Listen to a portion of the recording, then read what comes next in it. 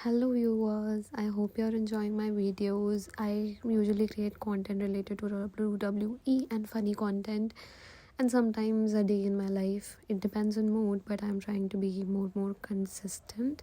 But I need your support. And this is a chapter 2 review and I hope you enjoy. Here it goes.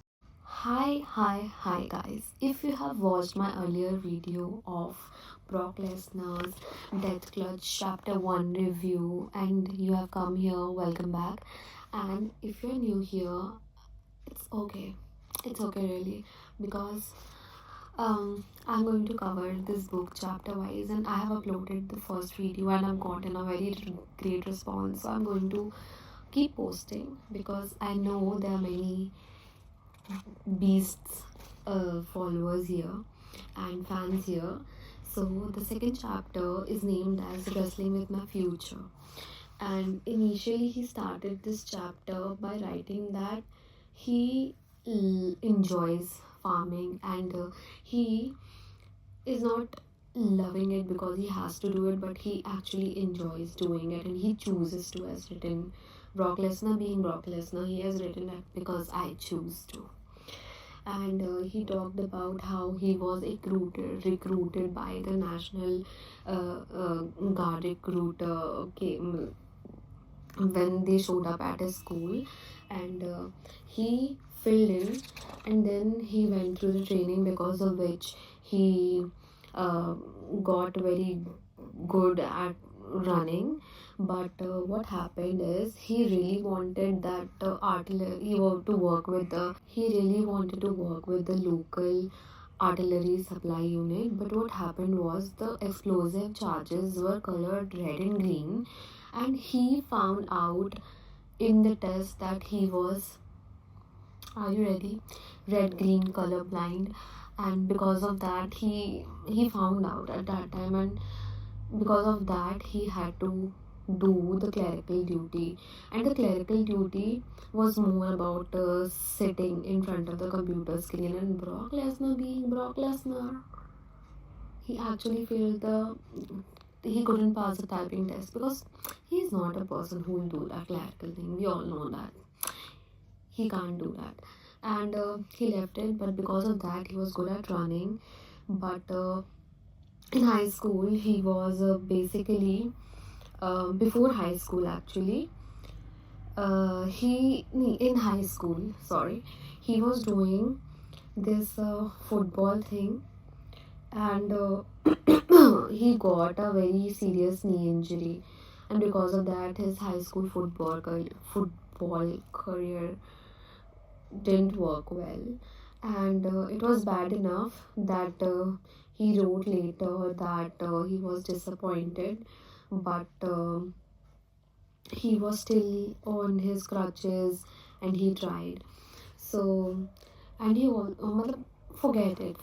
It's basically all this is about. If you want to skip all this, it's just about that he always took good in every situation. He was always looking at the bright side. Plus, he was never compromising and never adjusting. That is something we should also learn from him.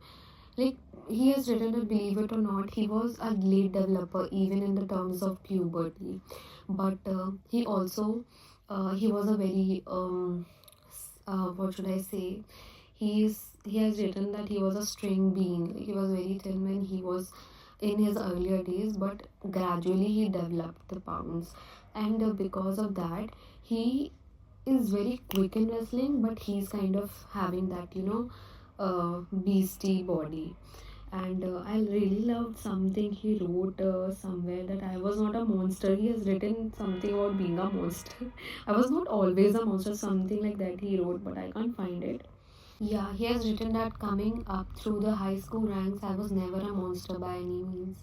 Never a monster, and he knows how he was always considered. But he also says that as a freshman in high school, I was a 152 pounder. Sophomore year, I was 160, and by his junior year, I was 189 pounds. And finally, as a senior, I made it to the heavyweight division, but only by a couple of pounds.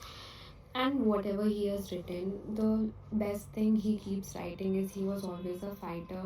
And even when he was placed third in the state tourney, it was nothing special for him, because he writes that I was supposed to win, and that's what I came to do. He has ended this chapter by writing that I'm a fighter, and it's what I do. It's my passion, it's my life.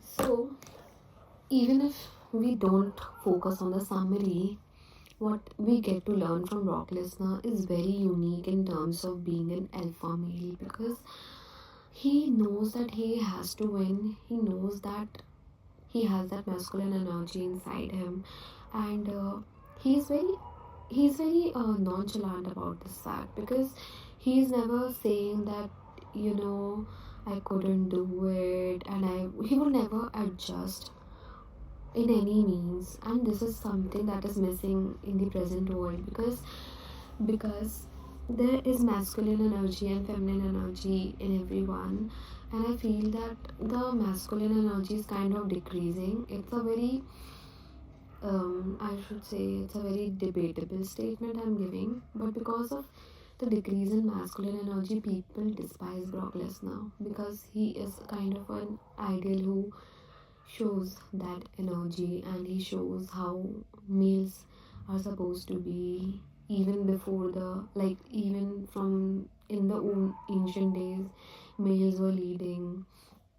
And I'm not saying that males should not support independent women, and that's a totally different statement, but I'm just saying that masculinity is kind of getting lost, and Brock Lesnar is showing us how we can get it back in this book. And this is about the second chapter. I hope you enjoyed it. If you did, you can like and subscribe, because I am planning to do more things about WWE, and I'll really love the support, because hardly people support women, especially Indian women who are speaking about WWE. So if you really think that I'm worth it, give it a like, and you can comment if I can work on things, or if you want some different reviews, or you want me to review any match, any wrestler, or talk about anything, because I'm a yapper. You can just comment down below, and I love to have the feedback. I love it if you subscribe, and thank you so much. And you can also check my reels, because I post very funny reels. Bye.